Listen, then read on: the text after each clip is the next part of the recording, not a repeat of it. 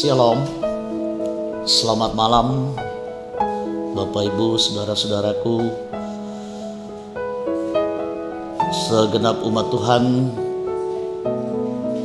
di mana saja kita berada. Kami menjumpai Bapak Ibu, saudara-saudara sekalian dengan penuh sukacita. Kami ingin berbagi pada malam hari ini, berbagi sukacita lewat pemberitaan firman Tuhan, bahwasanya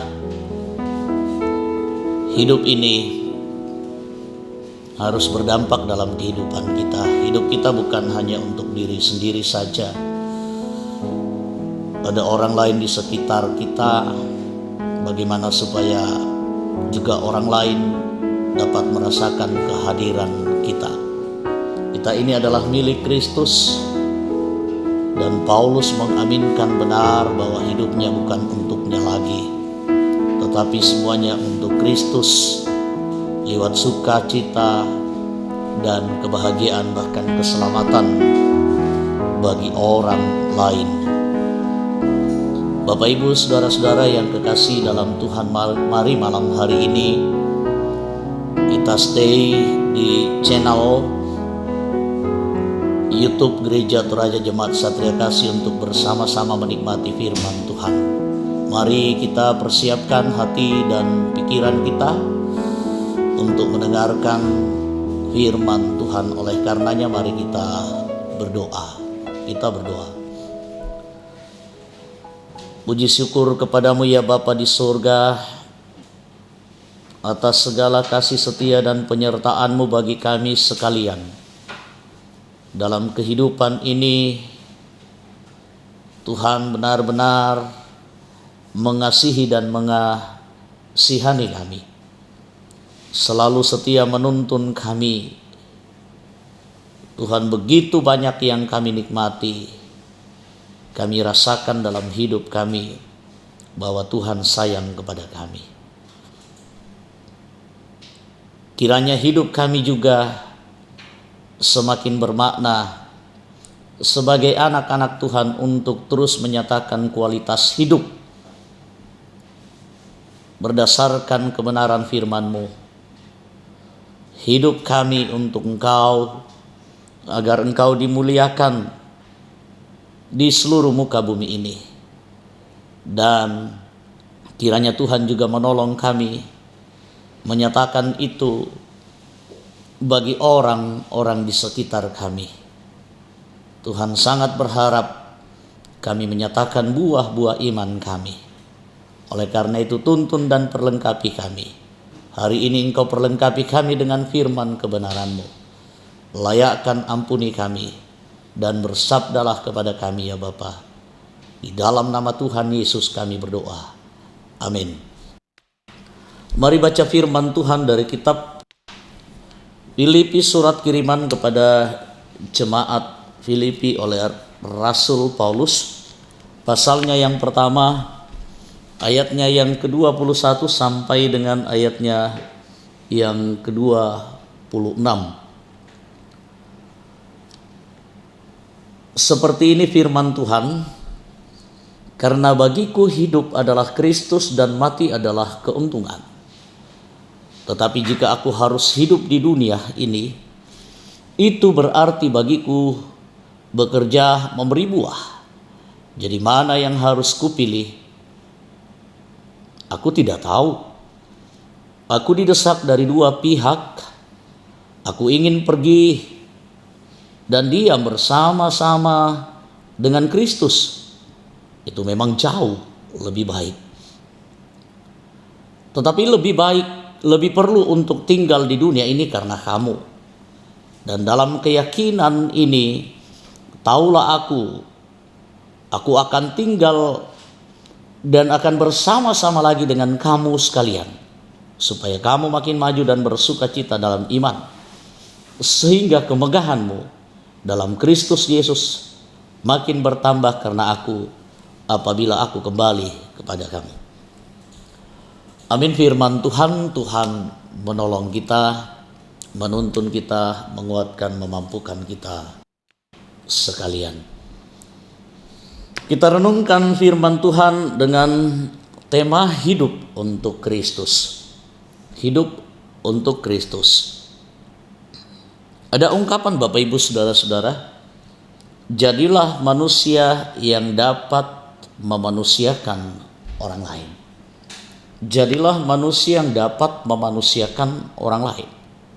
Maksudnya atau artinya, kita sebagai manusia harusnya juga memikirkan dan bisa berbuat untuk kepentingan dan kebaikan orang lain. Hidup tidak hanya berbicara untuk diri sendiri. Hidup kita bukan untuk diri kita sendiri, tetapi juga untuk orang lain. Untuk saudara-saudara kita, sesama kita.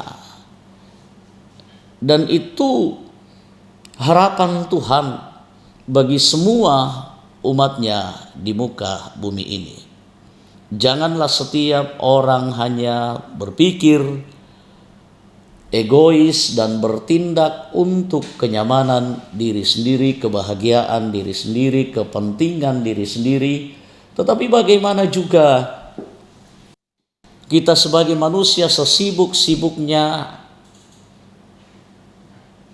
apapun dan dimanapun kita berada, harusnya kita termotivasi dan menyatakan secara real hidup ini untuk kepentingan sukacita dan kebahagiaan orang lain. Percuma hidup ini kalau hanya untuk diri sendiri saja. Ini hidup kita tidak akan bernilai, sama sekali tidak akan berharga. Percuma Tuhan memberikan segala-galanya kepada kita kalau kita hanya memikirkan diri sendiri. Dan seharusnya kita senang ketika orang lain juga menikmati kebahagiaan, sukacita, dan bahkan pengampunan anugerah Tuhan, keselamatan dari Tuhan itu.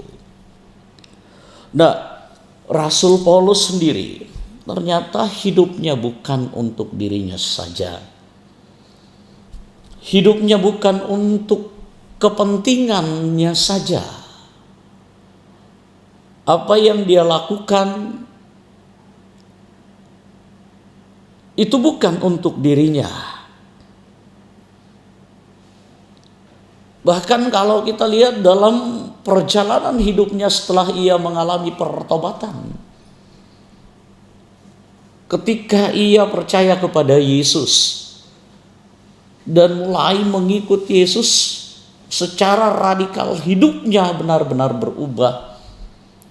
Hidupnya tidak dipenuhi dengan ambisi egoisme. Hidupnya tidak untuk dirinya lagi. Hidupnya bukan untuk komunitasnya lagi. Kalau kita lihat bagaimana perjalanan seorang Rasul Paulus, luar biasa bagaimana hidupnya untuk orang lain.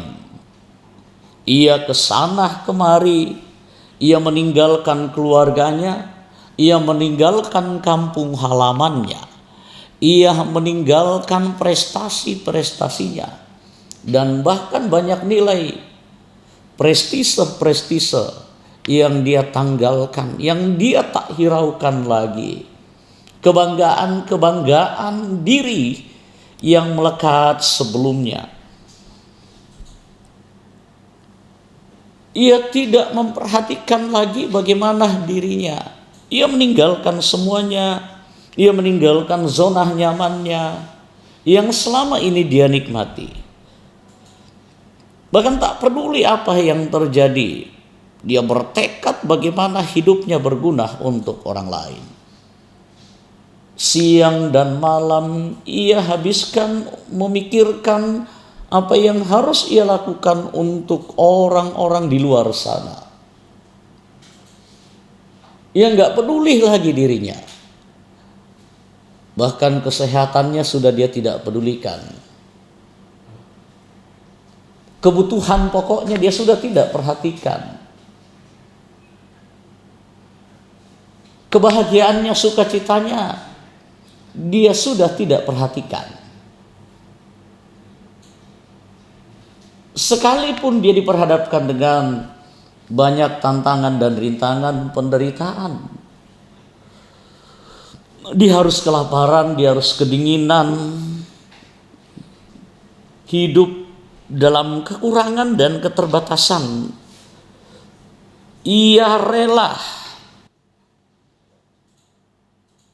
Yang penting orang lain bahagia, yang penting orang lain bersuka cita, yang penting orang lain tidak tersandung, yang penting orang lain tidak terjatuh, tidak terjerumus, tidak binasa.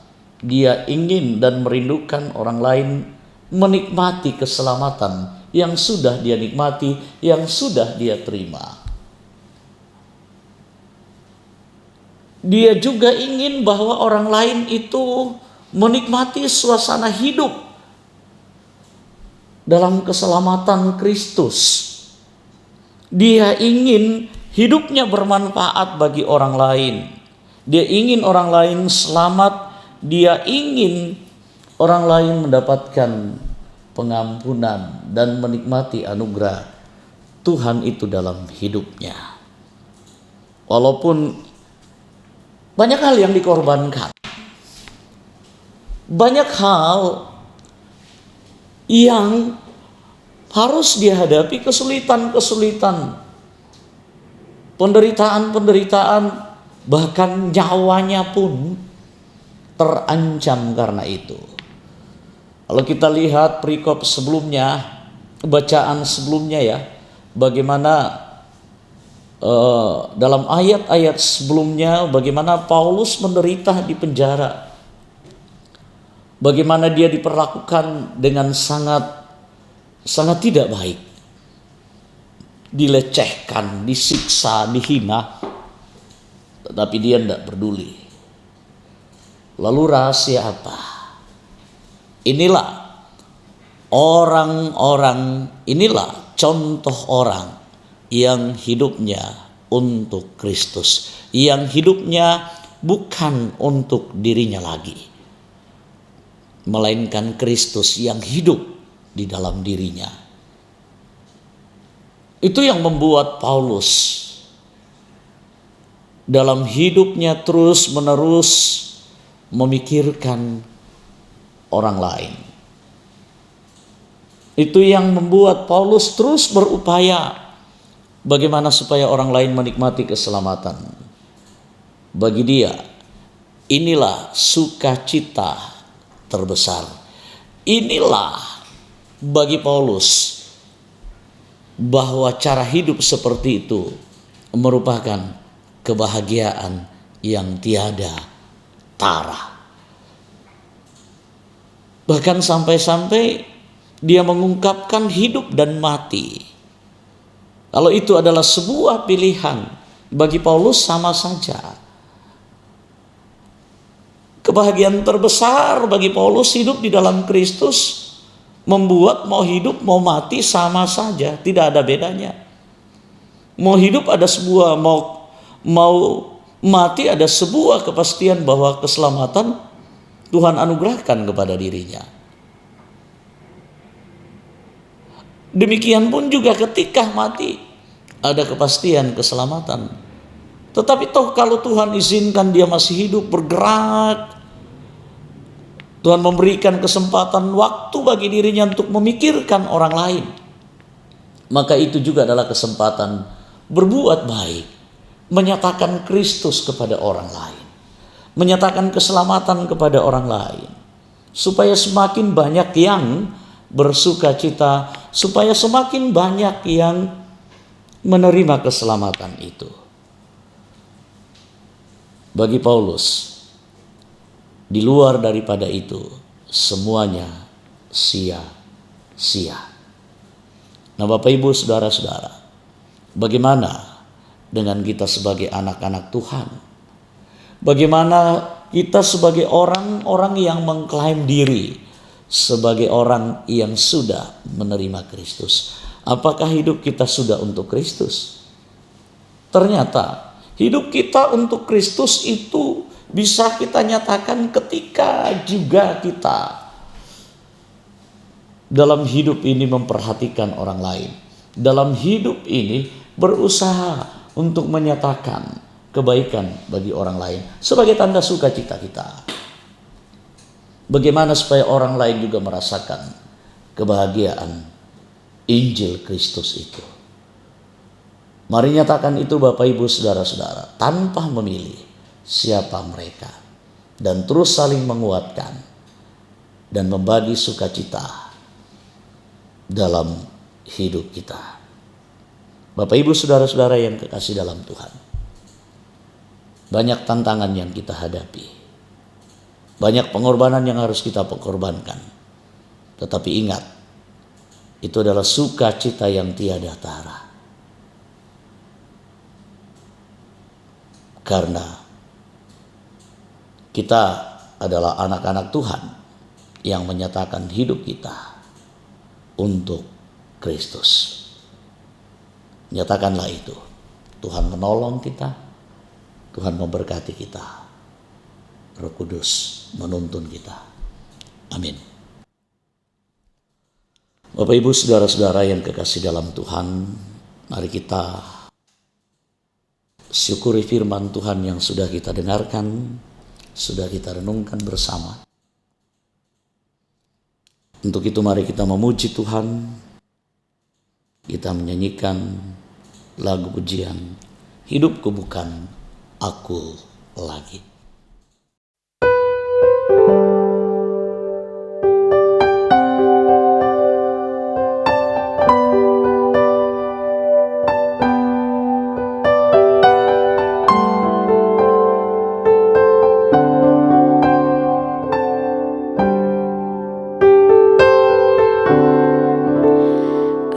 Adapun hidupku ini bukannya aku lagi, melainkan Kristus hidup di dalam aku.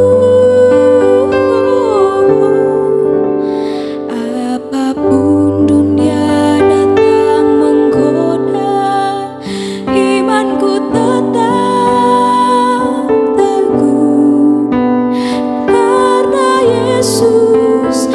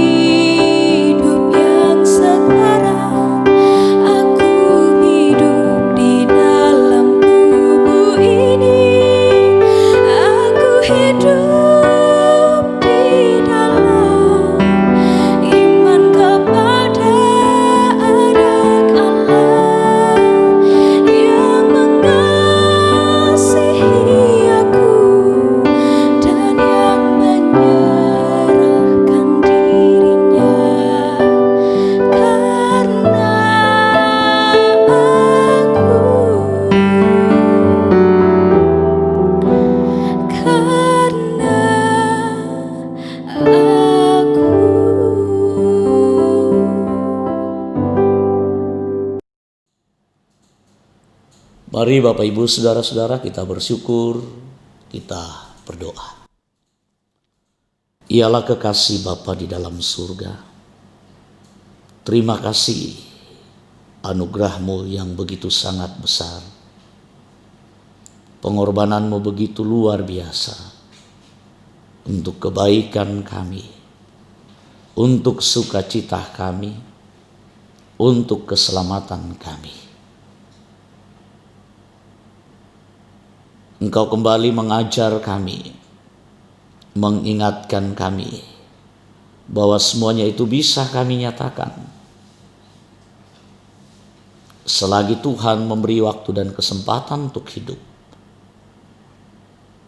berbagi kasih, berbagi sukacita, dan bagaimana dampak kehadiran kami bagi orang lain dengan baik.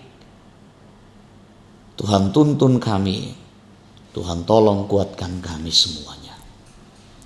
Dan kami berdoa untuk hidup kami, seterusnya juga Tuhanlah yang terus memelihara, memberkati kami sekalian. Terus mendoakan seluruh jemaat-Mu dalam segenap hidup mereka yang bergumul, yang berbeban berat karena berbagai macam persoalan. Tuhan kuatkan, mampukan kami melihat rencana Tuhan yang indah bagi kami.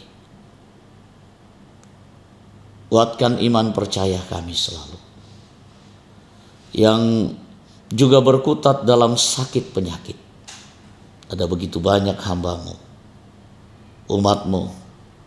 Kami percaya Tuhan tidak membiarkan mereka. Ada Ibu Esther Lembang, ada juga Ibu Yospin Lembang yang sudah sekian lama sakit, dan masih banyak lagi. Tuhan tahu semuanya. Kami serahkan ke dalam tangan-Mu Tuhan. Berikan yang terbaik, kesembuhan anugerah Tuhan semoga menjadi bagian mereka. Kami pun berdoa buat anak-anak kekasih kami. Dalam pertumbuhan mereka, biarlah Tuhan campur tangan. Semoga mereka bertumbuh dengan baik secara fisik, dan bahkan iman mereka semakin hari semakin bertumbuh pula dengan baik. Kami percaya juga anak-anak muda Tuhan yang sedang berjuang dalam pendidikan, dan masa depan mereka ada dalam tangan-Mu. Tuhan, kami doakan Tuhan tidak pernah membiarkan mereka. Kami yakin percaya hal yang terbaik Tuhan telah siapkan bagi mereka. Kami percaya juga Tuhan akan terus memberkati jemaat-Mu dalam segenap usaha dan pekerjaan, segenap majelis gereja, dan lain sebagainya. Proses pemilihan majelis gereja, penatua dan diaken, kami serahkan dalam tangan kuasa-Mu. Pilihlah siapa yang Tuhan kenan. Pelayanan kami malam hari ini, Tuhan memberkati, dan semua yang telah melayani, tim multimedia, pianis dan kantoria, bahkan majelis gereja, Tuhan memberkati mereka. Berkati bangsa dan negara kami, pemerintah kami, mampukan mereka. Lingkungan kami tetap aman dan nyaman, karena Tuhan pelindung kami. Sertai kami malam hari ini, sambut sempurnakan doa kami, di dalam nama Tuhan Yesus kami berdoa. Amin. Demikian renungan malam bersama dengan Gereja Toraja Jemaat Satria Kasih. Semoga menjadi berkat. Sampai jumpa di lain dan kesempatan. Tuhan memberkati Bapak Ibu, saudara-saudara sekalian. Shalom dan selamat malam.